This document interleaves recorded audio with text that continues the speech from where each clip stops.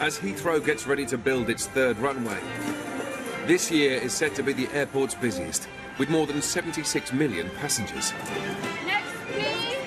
Meaning, to stay on schedule, a plane has to take off or land every 45 seconds. We're busy all the time. It's relentless. We're going to have trouble. We've got trouble. Operating at full capacity, there's no room for error. This is a disgrace. Even the smallest problem can cause chaos. I swear. And cost the airport and airlines millions of pounds in fines and lost revenue. Every minute, every second here is money. But working against the clock, there's an army of staff. We're going to try our best to get you there. From plumbers... Starting to get that little smell of sewage now. ...to pilots. They're just such pretty machines. And specially trained police. Until we've left the plane, you cannot leave the plane yourselves. All battling to keep Britain's busiest airports flying.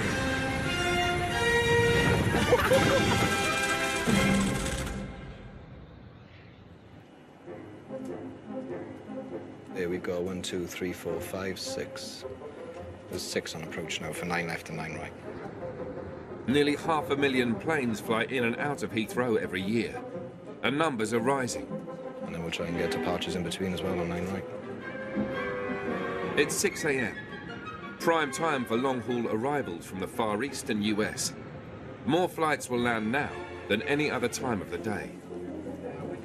Speedbird 34, good morning. Runway 09 left, clear to land. Surface wind 1006 knots. Due to overnight noise restrictions, most planes have had to wait until now to land. Yeah, perfect. Beeline at the Yankee X-ray company A380, parking stand 562. Air traffic controller Gavin must now land one flight every 80 seconds to ensure Heathrow's day starts on time. At 6:02, you can have anything up to 35 to 40 aircraft in the air waiting to come in to land. Speedbird 34, good morning. Runway 09 left, United 958, runway 09 left, 958, good morning. Continue approach, runway 09 left, the wind 1006 knots, number 2. We are alternating runways. We're landing one on the left, one on the right, and we're doing that for an hour. Speedbird 78, follow the green, stand 335, good morning. Checker, roger. At 7 a.m, Gavin's already landed 43 planes. And that's just the beginning of what promises to be another very busy day. While the planes stack up in the sky, air traffic control also has to deal with all movements on the runway, including engineering vehicles. I don't know where pilot sits. Sit on the right or the left? How am I supposed to land? I think it's I'm the apprentice. You should be telling me. Well, I don't know. I'm not a pilot, am I? Today, airside engineer Mo is teaching apprentice Matt how to check the runway arrival lights that pilots use to guide planes in safely. Be on the left-hand side. The pilot sits on the left, actually. Oh, does he? Yeah, I was watching Snakes on the Plane. Snakes on the plane. That's how you learn that the pilot sits on the left. Snakes on the plane. I'm never really working on the runway or that close to it. I've always been kind of around in the surrounding areas doing jobs there. I'm looking forward to seeing what it's actually like to be that close to them. To get to the lights, engineers Matt and Mo must first cross the live runway. And there's no let-up in the oncoming traffic. 158, continue approach to 27 right, surface wind 320 degrees 8 knots. There you go, we've got the landing runway, bro. All good. Knowing that you're actually going to go across the live runway, that you could actually be in a plane's flight path, is kind of a big deal, really. With 6 flights on approach and planes landing at speeds of 180 miles per hour, the crossing must be expertly timed by air traffic control. Turning 5. 5 tower. 5 plus 1 is holding short at Alpha 7 to cross runway 27 right. Beta 5 plus 1 behind the landing 777. Cross 27 right to Alpha 7 and report vacated. Matt and Mo are being escorted by specially trained airside safety drivers. No, I'm quite excited to do this. So basically, he's given them permission. After the 777, we can go. Carrying on 30 on final. Go, go, go.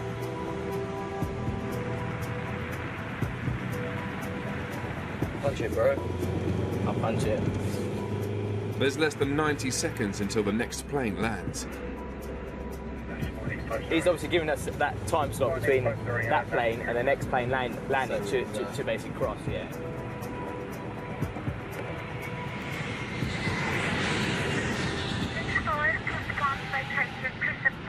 Perfect timing, eh? Perfect time. There are 4 arrival lights at the left of each runway. They must be set at their own unique angle to safely guide in landing planes. So you see that now, that's in the middle. Okay. So you know that's bang on 2.25, yeah? Precision is vital. One wrong angle and a plane could crash land, bringing Heathrow to a standstill. 2.45, yeah? Alright, so that's 2. That's 2, yeah? So we go down to 2.45. I didn't realise you can actually get this close and do work. It's quite strange having it land right next to you when you're doing work, isn't it? Yeah. I'm a bit scared to do the next one. What's the plane come? If that's tilting. Do you see that tilting? Oh,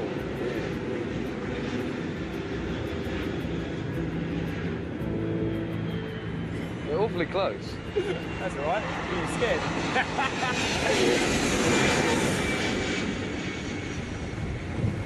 Jeez.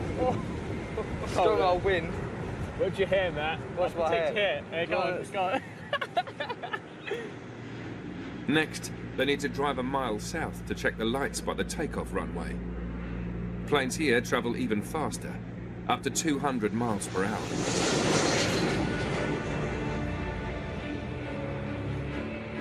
That's a large plane, Mo. It's a large plane. It's only a baby plane, come on. Approaching is one of the world's largest aircraft. Oh, I'm scared. Oh, I'm scared. The 747 weighs around 380,000 kilos. Look at the size of it. Its wingspan is the width of a football pitch, and any moment now they'll be just 7 meters from it. That wing is going to come right over my head. I'll cover your hair, Matt. Hold my hair, hold my hair.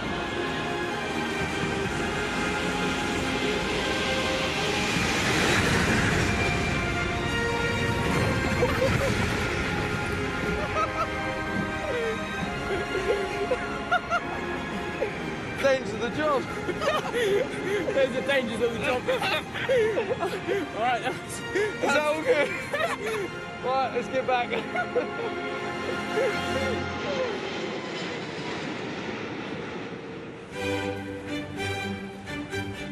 What airline? Air China? ASEAN? Taiwan? We don't have Taiwan here, stop.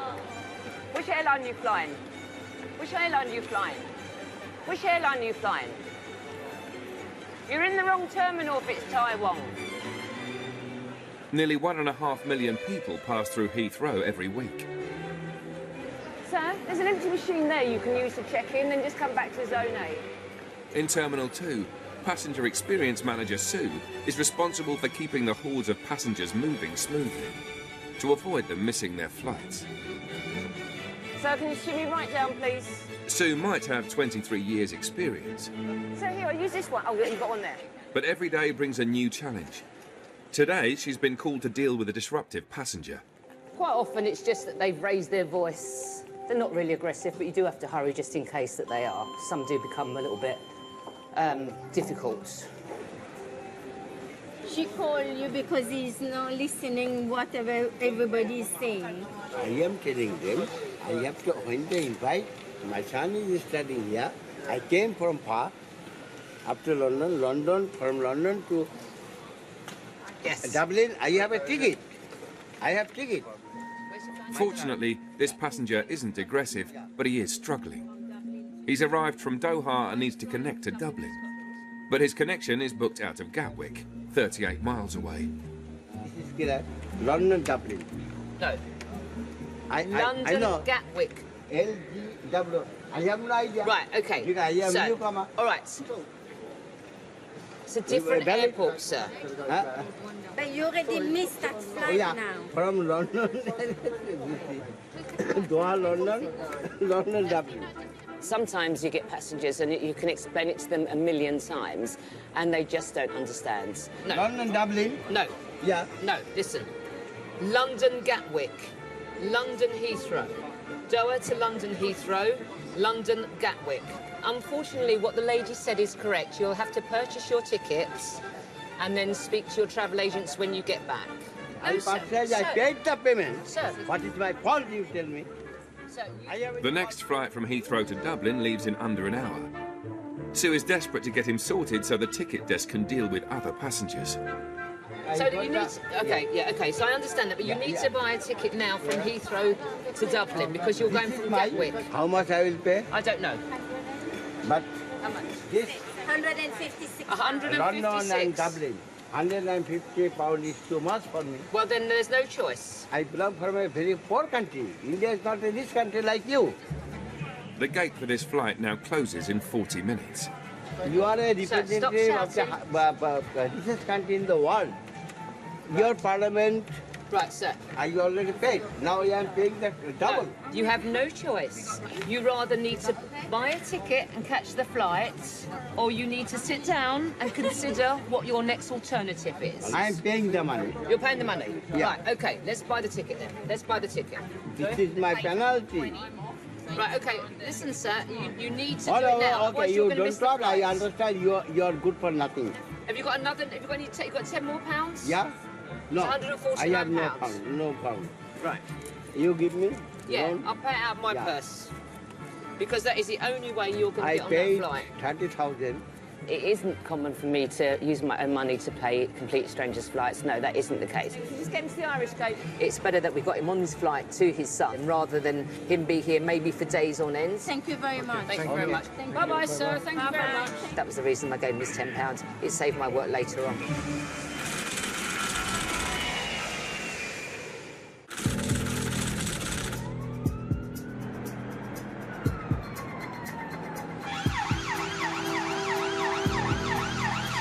Keeping Heathrow safe is a 24/7 job. To police it, the airport has 300 dedicated officers and its own police station, where today training is taking place for coppers who are new at the airport. At the moment, how much control I've got over this? There. PC Gary Lancaster is leading the session. We have more control. This is very handy, getting people out of seats. Just stand up, please. Nice and slowly, take time. We're still in control. I've been a policeman now for almost 20 years, and then the opportunity to join the airport came up, and I just saw it as a really exciting opportunity. New boy Steve has just transferred from diplomatic protection. Yeah, I like planes. I love planes. I could probably sit and watch the planes all day at the risk of people taking the mickey out of it. Yeah, I just think it's great how big lumps of metal can take off in the sky. All new coppers at Heathrow need to learn how to make an arrest in the restricted confines of a plane. It sounds easy enough. Without using any strikes, just try and pull my arms away from my body into a position where you can get your outside wrist lock on. Okay? Off you go. Stop resisting. Relax your hands. Relax your hands, mate.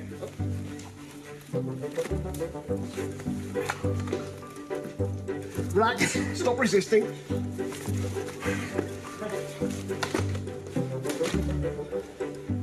Okay, how much effort is that? I haven't finished yet. Okay, what is working against you is the chairs in the way. and your position. So we're going to look at some techniques to make it a lot easier for ourselves. The reason we're doing the training for these 3 days is because the airport's massively different. It's not like working in the centre of London.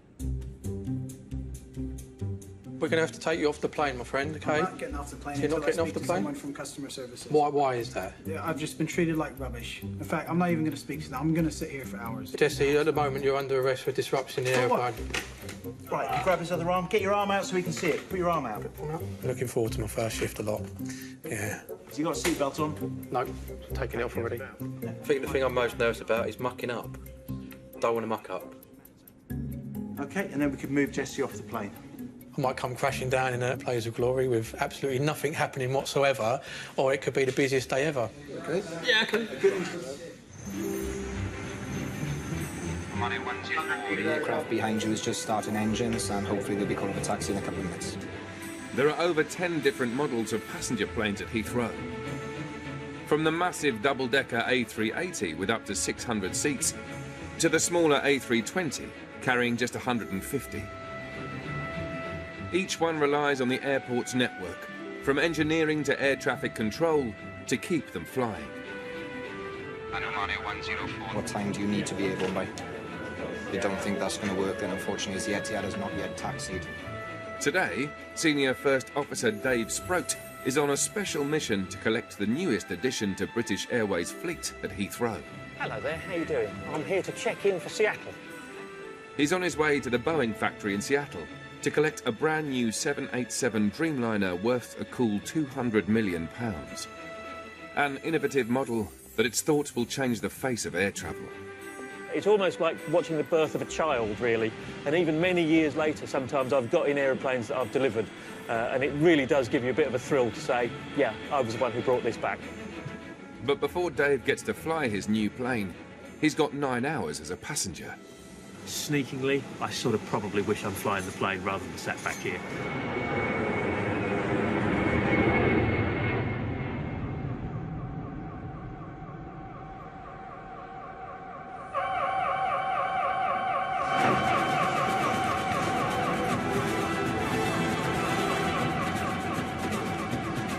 Major emergencies are few and far between at Heathrow, but the airport's 100 firefighters are always on call.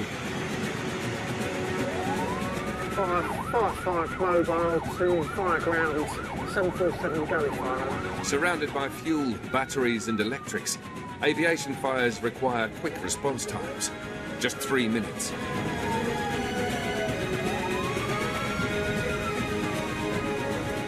Today's watch are on their weekly drill, and firefighters Grant and Terry are taking the lead. Aviation fuel burns at, you mentioned, twice the calorific value of petrol, so we have to be prepared for very hot scenarios. Heathrow's specially adapted fire engines hold 11,000 litres of water, 6 times more than standard fire engines.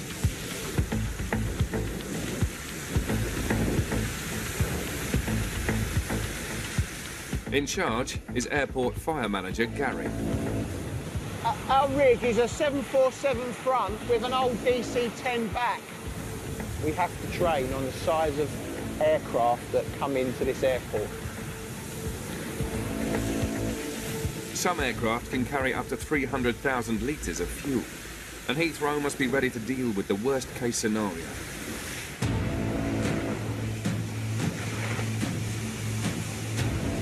These powerful cannons dispense up to 6,000 litres a minute. So here they are using their turrets to put out the fuselage and the engine fire. One at the front, one at the back, and another vehicle the other side, protecting the other side of the aircraft. And they're using a bit of foam here as well. Once the blaze is under control on the outside, the firefighters head in to rescue trapped passengers.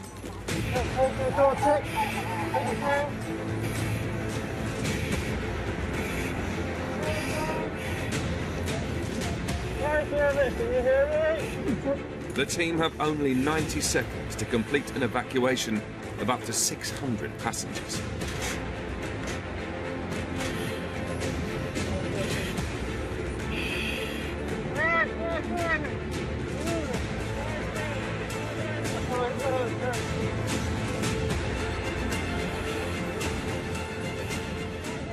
Heathrow's last major incident was 4 years ago, when a short circuit caused a fire on a plane. Jolly Green Giant's 15 plus years old, so he's looking a bit burnt. So in the next 5 years, we've got to renew the rig, and I've got to look to procure a new one. Not cheap. About 15 million quid.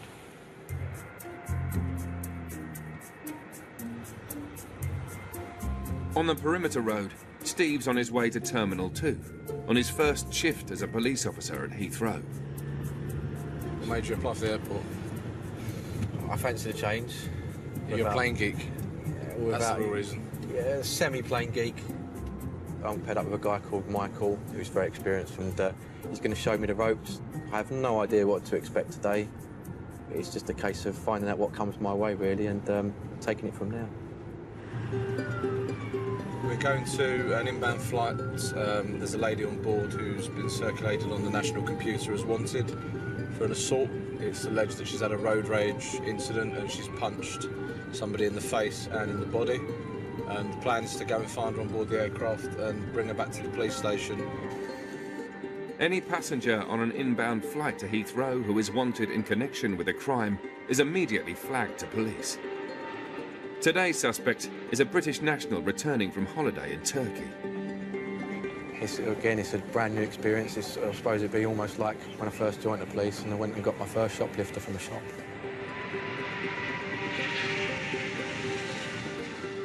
This says it's landed. Yeah. It's only doing 10 knots. We're just waiting for the aircraft at the moment. Should be here in a couple of minutes.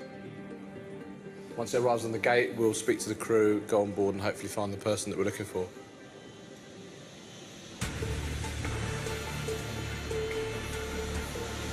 What was the number, mate? 28? 28B.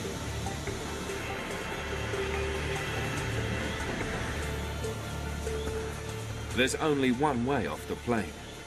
It's only a matter of time until Steve puts his training to the test.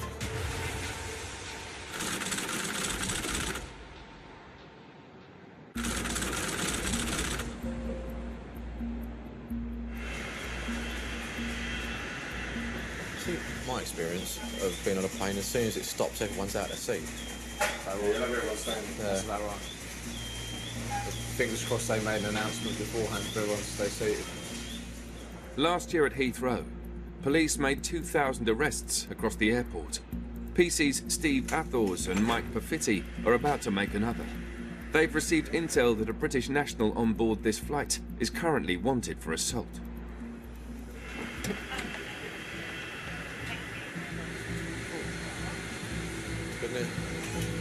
Ladies and gents, can I ask you to return to your seats, please? We'll be on and off as quick as we can, but we can't do it until you return to your seats, and you won't be able to get off the plane until we're off.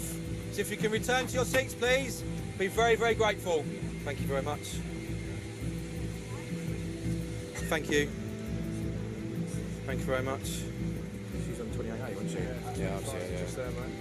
Okay. Is that your first name now?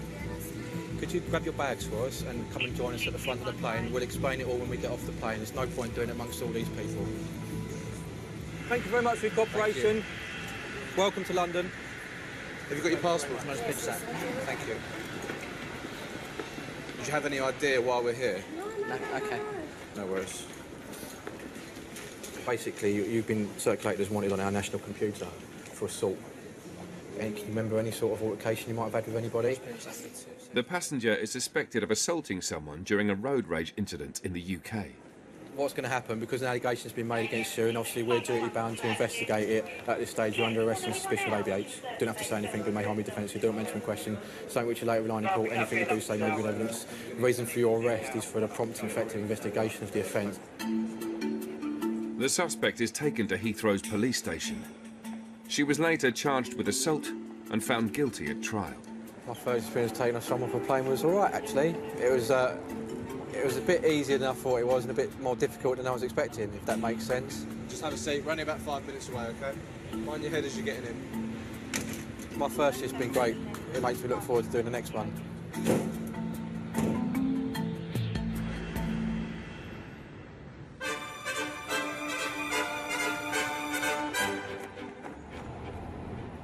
Couldn't ask for a nicer day to go and pick up a new aeroplane.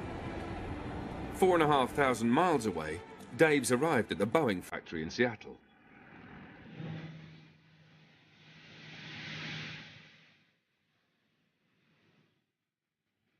And here she is.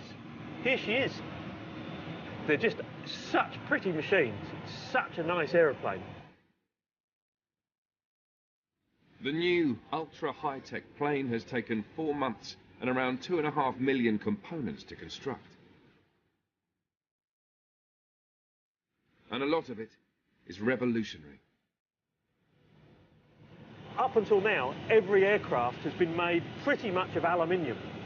This aeroplane is made of carbon fibre, effectively the same thing they make a Formula 1 racing car out of. Carbon fibre is really light. This aeroplane is tens of tons lighter than it would be if it was made of metal. 56 tonnes lighter than a 747 means that it's 25% more fuel efficient and therefore better for the environment and cheaper to fly. They're really expensive assets. When they're set on the ground, they're certainly not taking our customers anywhere. So actually, it's really important for us to get on and get going and take the aircraft back to Heathrow, where she'll live for the rest of her life. In a few hours, an engineering team in London will prep the 787 for its first passengers.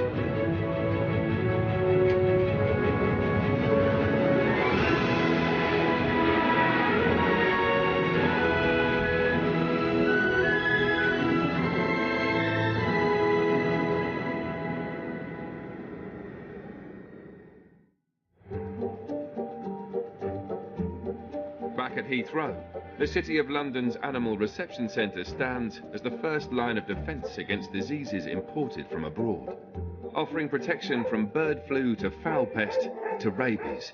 The thing about working here is you're always prepared for the unexpected. In 2016, the airport's animal health officers processed 16,000 dogs and cats and 200,000 reptiles. Unless thoroughly checked, they could carry the risk of disease. Whatever's arrived, we've just got to kind of deal with it there and then. Today, Animal Health Officer Vicky must check 2 dogs for rabies inoculations. Their owner, Kaylin, has just moved to Britain from the States. I have 2 pugs. One is 10, and her name is Fergie, Duchess of Ash Vegas. Fergie's quite portly. She's a portly pug. And the other one is Princess Lily Elizabeth II, and she's 5. All dogs entering the UK must have had a course of rabies vaccinations or face quarantine. What it is with a 3-year dog vaccination, you need to have the whole history. A 1-year vaccination done beforehand. So that's what he's finding out. And the other thing was there was no microchip number on the supporting document. So therefore we can't verify that that is specifically the rabies certificate for Fergie. Okay. Britain has been rabies-free for 95 years. If the pug's paperwork can't be verified, they'll have to go into quarantine for 3 weeks. They have said that we're missing a trail of rabies shots. Essentially, I'm missing paperwork. I used a pet moving company, so I was assured that it would be a virtual handover. I paid, embarrassingly enough, probably £5,000 to ship 2 dogs. I'm gutted. I miss them. I want to see them. I'm anxious because I can't help the girls. And they've been caged now, probably traveling between 12 and 16 hours. With no sign of the vaccination paperwork, there are growing concerns for the health of diabetic pug Fergie. So we've just come to sort of check up on Fergie. As we know now, she's sort of diabetic, so just want to make sure that she's okay. Hello.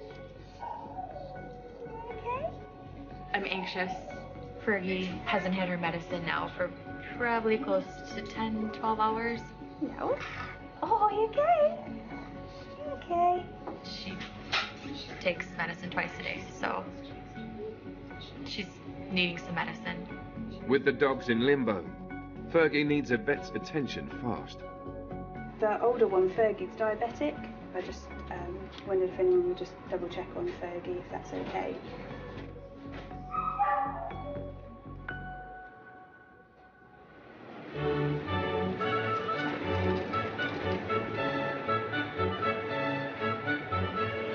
I'm not black and white anymore, I've got quite a bit of pink and fluffy about me, but that only comes out if it's required. If it's not, I just tell them, move.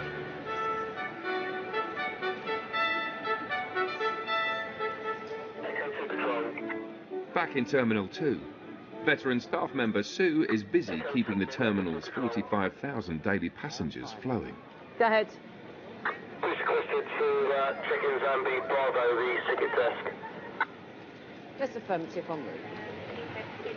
Hello. How are you? Doing very badly.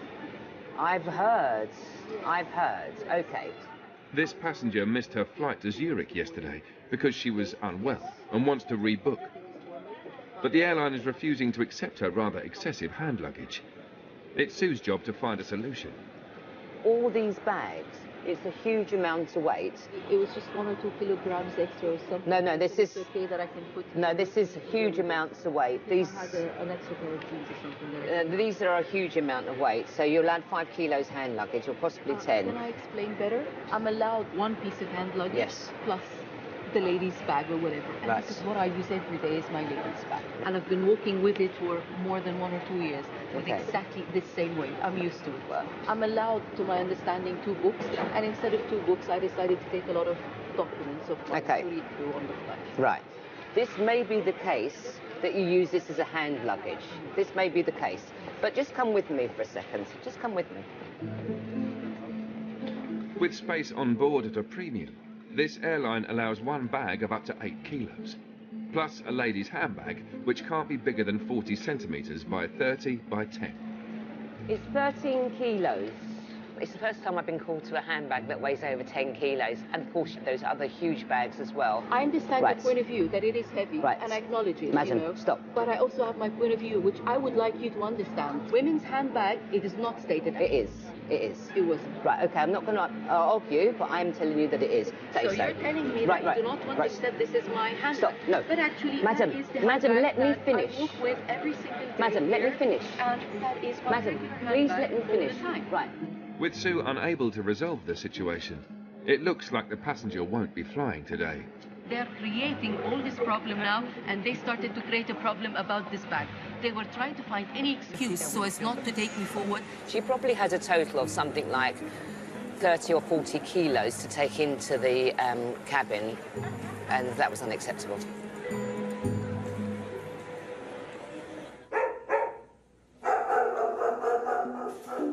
Back at the animal reception centre, it's not looking good for Kaylin's pugs. So I'm just a bit concerned, obviously, she needs her insulin. Is she not looking well? No, it's just that she'll need to be refed again sort of for the evening, so we'll need to give her the insulin. Animal Health Officer Vicky can't release the dogs without confirmation of their rabies jabs. If she doesn't get that, there's no option. They'll have to go into quarantine. In my head, this played out that we would have been home by now. The paperwork would have been seamless. If we would have shared some kisses, we would have gotten in the car, gone home. I would have given her shot probably about 45 minutes ago. I'm in distress. The long wait on paperwork now means diabetic pug Fergie hasn't had insulin for 12 hours. Vet Emma has been called in. Going to see if we can get a little drop of blood from her and test her glucose with the view that if it's high we can give her an injection of insulin. 30 millimoles, so that's really high. Should be 5 to 12 and she's reading 30, so it's really high. Means we can give her some insulin and she'll be fine. She's so good, isn't she? Here you go. Oh, well done. We let you go back with your friend. Yeah? After 5 hours of waiting, there's finally news on the rabies vaccination paperwork. But it's not what Kaylin wants to hear. So there was a gap in paperwork for both girls. So even though they've always had a course of vaccines, both of those, there was a gap at one point in time, which then apparently eliminates the fact that they've ever been vaccinated. So they need to go into quarantine for 21 days. So It's not gone to plan. It's really difficult because there's not much you can say to really console them. Kind of got to just understand that this is their family a lot of the time. They love them so much. You can understand their frustration, especially when they've paid for a service and the dogs go into quarantine.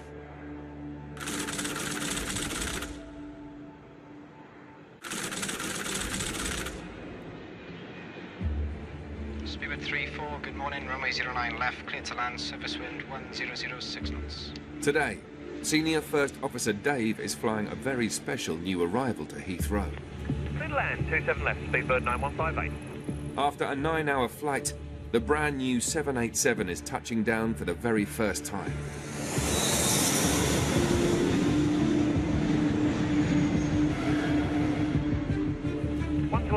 Speedbird 9158. If you follow the greens then to stand 340. We're now going to have a look at the engine on this aircraft. For Heathrow-based engineers Derek and Sungi, the pressure's on to get the 787 ready for its maiden voyage. It's quite unique to the 787.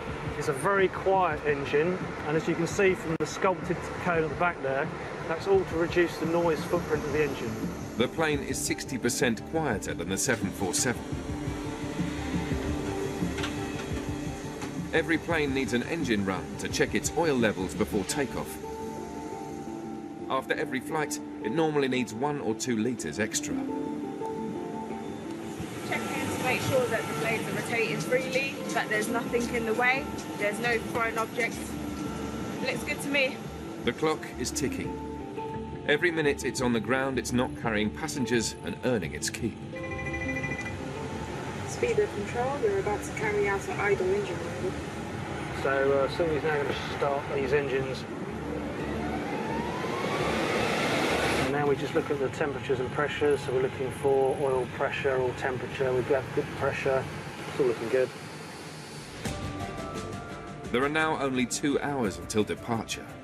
They have that new aircraft smell, just like a new car, and everything's brand new and shiny, and it looks immaculate.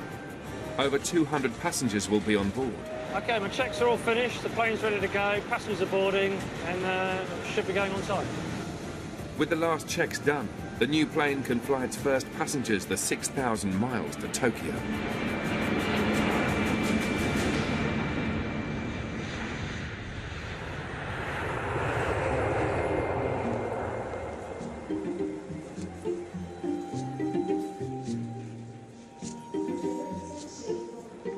As you can see, the terminal is quieting right down now. Everything is fine, and it's looking beautiful.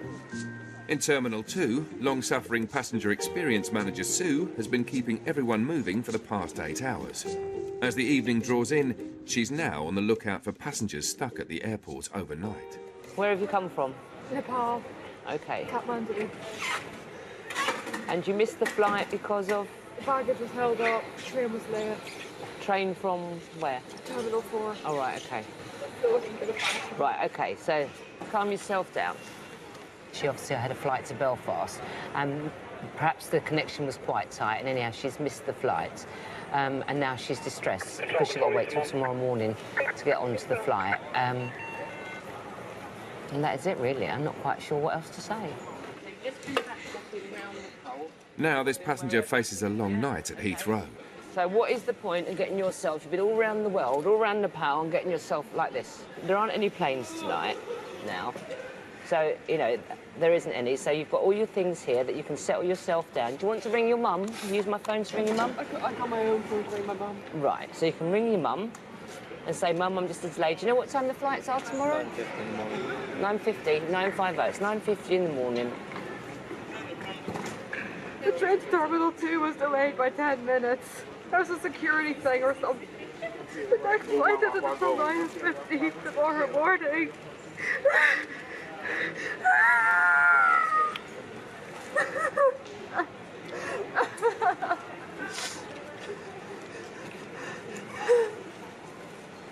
I have no money either. No money. It's time for some straight talking from Sue. There is no reason to be this stressed out. Sure. Well, of course I'm sure. I don't understand why you're working yourself into such a state. You didn't sit in the bar for the past 3 months in a rural village with no electricity. We could have come home earlier if it was that bad. I have to wait, like, I wanted to stick it out. Well, there we go then. So you're making yourself into a terrible state, making yourself ill, because you're spending one night at Heathrow. I don't understand the logic. You've missed a flight. That's all you've done, is missed a flight. And here you are, acting like... What would you say he was acting like? What would you say? Terrible, young lady. Absolutely. Exactly. Most of the time, I would say that the passengers just want to be heard. But sometimes you do have to adapt to kind of being a bit motherly, you know, and pacifying them and kind of, they're there, don't worry, you know, everything's going to be all right, and, you know, here's a bag of sweets kind of thing. With her flight rebooked and a hotel room for the night, it's another happy passenger for Sue. Yeah, so now she's on her way home, which is a lovely end to my shift, because I can go home now and know that she's happy, safe, warm, and no more tears.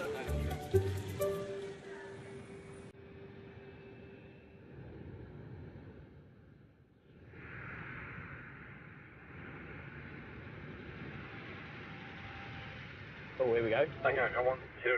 Take off runway 9 right, the wind not be Oh, there he is. He's going to take off. Take off 09 right. All right, go 1 You can see him coming. It's a late takeoff, isn't it? That's a very late takeoff. It's midnight, and Heathrow's last flight has departed. But the day's not over for engineer Mo and apprentice Matt. It can be interesting to be working through the night. Obviously, the runways are inactive, so you're doing jobs on the actual runways, and it's like a different world when you're doing a night shift compared to a day shift. Tonight, Mo and Matt are carrying out essential maintenance checks on the lights that line the centre of the runways. Why is it so important that we do this whole job? So it is important. So imagine, like, if it was foggy, a plane's landing and they can't see the runway because the lights are too dim. Yeah. So they put the brilliancy up. They can all land safely. Right. We basically check that those brilliancies are at correct levels. Right, got it. Yeah? Let's do this. Go. Oh, wait, I've got the handbrake on. I'll take that off. It's all safety first, put the handbrake down. Right, we're going to go start of the centre line. The LED lights are almost twice as bright as a normal household bulb. A sensor trailer at the back of the vehicle checks their brilliance. Yeah, literally, I can't see anything. Just trying to follow the straight line. Yeah, cool. For the data to be accurate, Mo must drive directly over the lights. Every time it beeps, it's hitting a light. Right, got Yeah? it. Matt's tablet shows if Mo is in the correct position or if he's veering off to the side. Go to the right, you just tell me, yeah? Right, okay. Yeah? Yeah, red, Go left, yeah? See? It's a bit surreal, to be honest. Just 3 hours ago, there was planes taking off, landing literally every 30 seconds to a minute, and then all of a sudden, it's just dead silent like that. It is strange. The lights are what are in your face, that's what you can see. But in the surrounding areas, it's pitch black.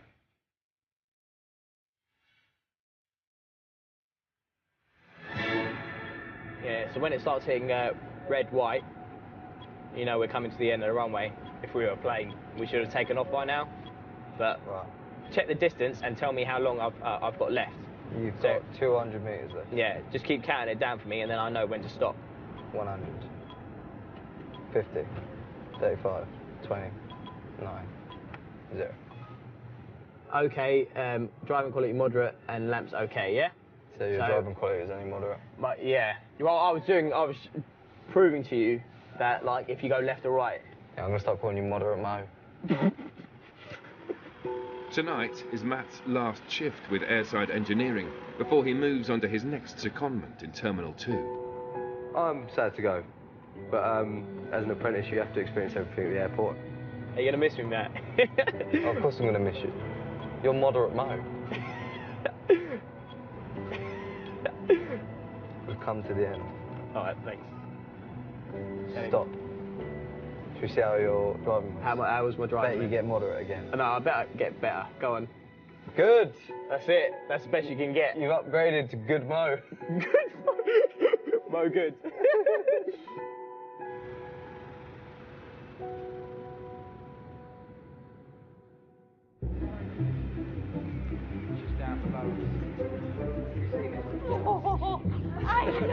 I know.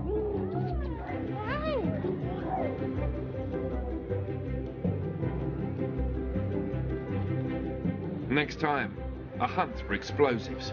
the threat to UK mainland is deemed as severe. There's a suspicious whiff underground.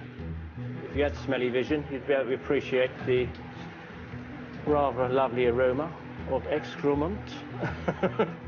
And there's trouble at check-in. It's busy, it's a full flight. I mean, you can see the queue, they're all business class. Yeah, but that's not our problem. No, is it? That's absolutely. your Yeah, problem. sure.